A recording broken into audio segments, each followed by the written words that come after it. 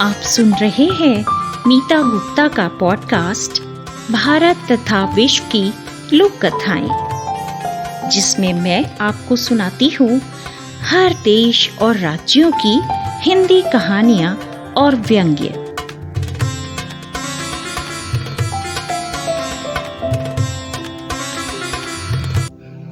नमस्कार साथियों, मीता गुप्ता के पॉडकास्ट में आप सबका स्वागत है।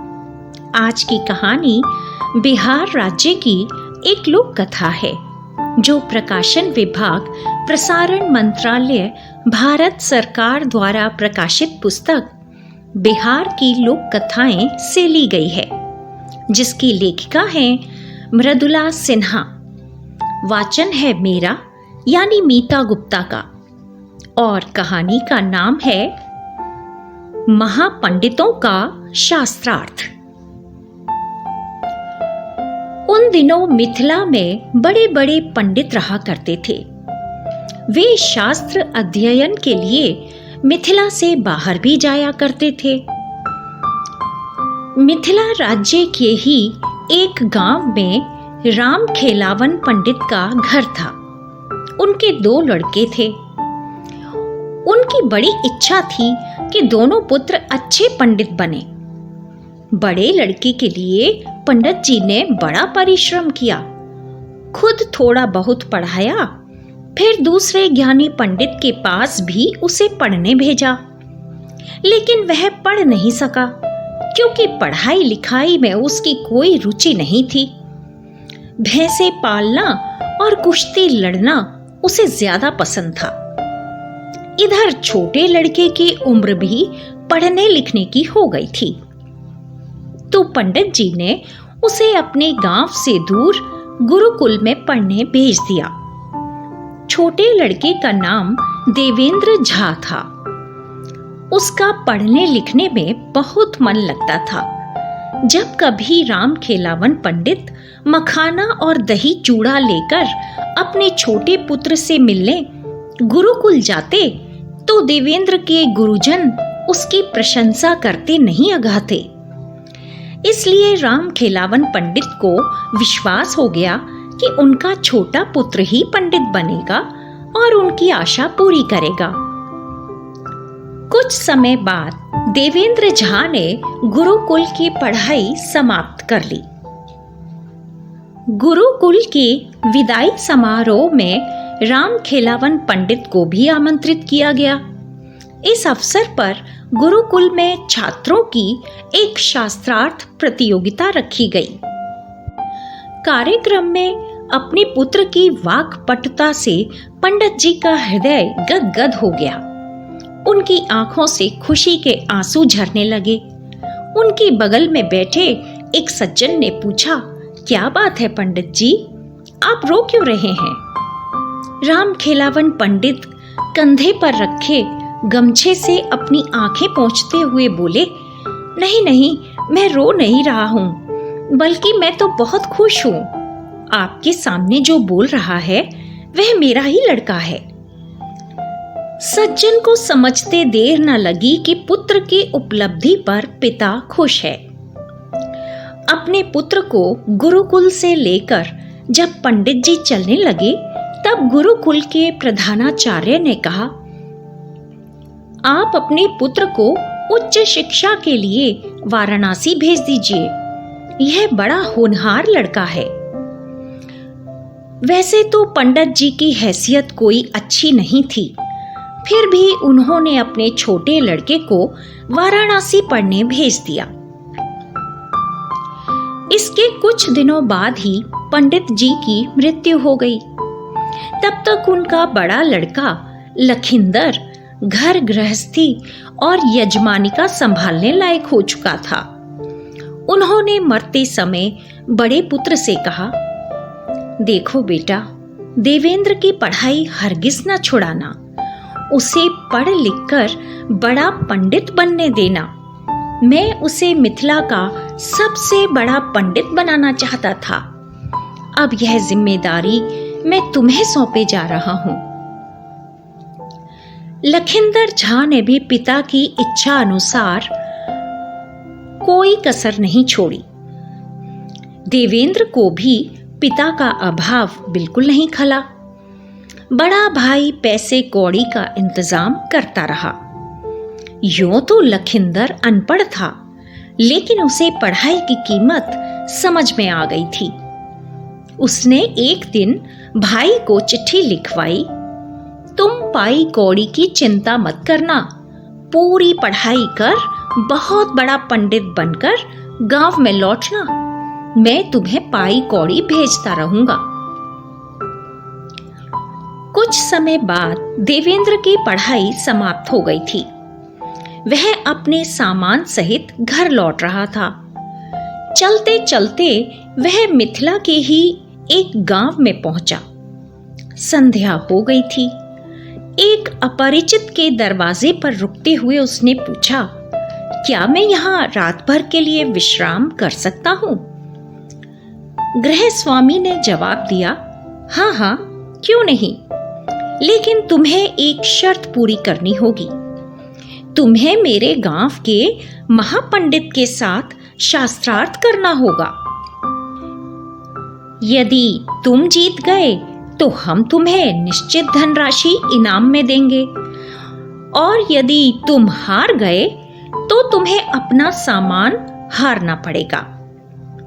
उस व्यक्ति ने कहा, हाँ हाँ, मुझे मंजूर है, कहता हुआ देवेंद्र मुस्कुराने लगा। उसे मालूम था कि शास्त्रों का अध्ययन उसने पूरा कर लिया है, लेकिन फिर भी अपने चेहरे पर उसने अहंकार का कोई भाव नहीं आने दिया। अब गांव के लोगों को कानों कान खबर लगी। चांदनी रात थी। सब लोग खा पीकर एक जगह इकट्ठे हो गए। उस गांव के महापंडित को भी बताया गया। उपस्थित लोगों को प्रथा के अनुसार दक्षिणी यानी सुपारी और भुना हुआ मखाना दिया गया। दोनों पंडित आमने सामने बैठे। महापंडित तो सीना तान कर बैठे थे। धैर्य था नहीं। तुरंत ही उन्होंने शास्त्रार्थ प्रारंभ का एक वाक्य कहा, सरपट सो। यह बोलकर ऐसे विराजमान हुए मानो सारा समाज मूर्ख हो और सिर्फ वही पंडित हो। उन महान पंडित की वाणी सुन देवेंद्र झा सोचने लगा। उसने सारे शास्त्र पुराण पढ़ रखे थे और कई ग्रंथ तो उन्हें कंठस्थ थे, लेकिन कहीं भी सरपट सो न पढ़ा था न सुना था। दर्शकगण दोनों पंडितों का मुंह बारी बारी से देखने लगे। बहुत रात बीत गई, लेकिन देवेंद्र झा जवाब नहीं दे सका। तो निर्णायकों ने कहा, आप हमारे गांव के महापंडित से जीत नहीं सके, आपको अपना सामान हार जाना होगा। देवेंद्र झा ने भी अपनी हार स्वीकार कर ली। सुबह होने पर वह अपने घर के लिए चल दिया। गांव के बीच एक कुएं पर कुछ औरतें पानी भर रही थीं। एक औरत ने देवेंद्र झा की ओर अंगुली दिखाते हुए दूसरी से कहा, देखो जी, यही है वह पंडित जो मेरे पति से कल रात हार गया। यह तो वाराणसी से पंडिताई पढ़ के आया है। मेरा पति तो भैंस ही चराता है, फिर भी जीत गया। सभी औरतें हंसने लगीं। तभी एक ने कहा, हंसो मत, वह शर्म से गड़ा जा रहा है। सचमुच देवेंद्र झा शर्म से तो नहीं, परंतु आश्चर्य से अवश्य डूबा जा रहा था, और आश्चर्य भी दुखद था। खैर, हार थक कर घर पहुंचा।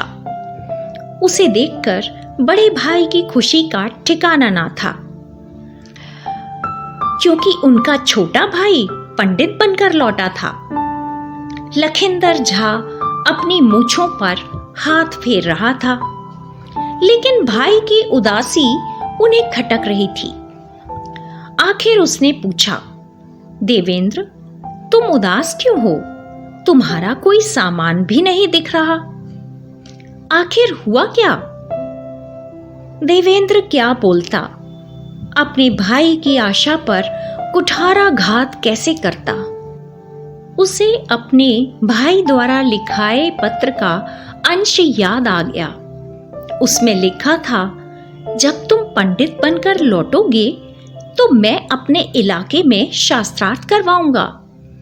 फिर तुम्हारे विजयी होने पर मैं तुम्हें हाथी पर बिठाकर सारी मिथिला में घुमाऊंगा। देखो, मुझे नीचे मत छोड़ देना, मुझे भी हाथी पर बिठा लेना। मैं उस घड़ी का इंतजार कर रहा हूं। आज वही भाई सामने खड़ा था और एक हारा हुआ पंडित। कहावत है, अपनी हार और अपनी पत्नी की मार कोई किसी से नहीं कहता। लखिंदर झा ने फिर पूछा, तुम्हें मेरी सौगंध है, ठीक ठीक बताओ, हुआ क्या है? तब देवेंद्र झा ने सारा वृतांत कह सुनाया। सब कुछ सुन लेने के बाद लखिंदर झा ने कहा, बस इतनी सी बात से दुखी है? इसका जवाब तो मैं दे दूंगा।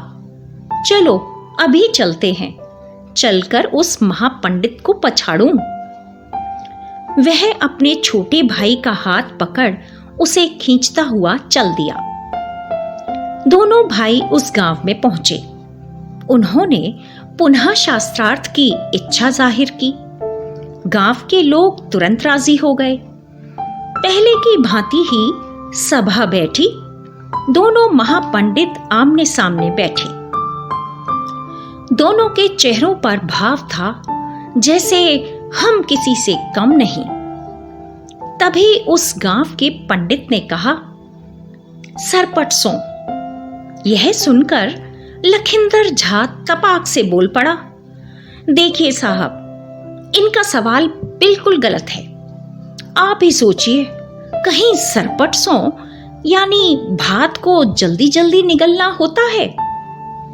मैं कहता हूं, यह शास्त्र को गलत बता रहा है।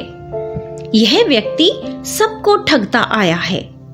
आप सभी सुने, सही श्लोक तो यों है, धमक धुइयां, फटक फैयां, फटक फैयां, खदर बदर, तब सरपटसों। लखिंदर पंडित ने 2 बार ये श्लोक दोहराया, फिर उसकी व्याख्या की। उन्होंने कहा, पहले धान को कूटा जाता है, यानी धमक धुइयां।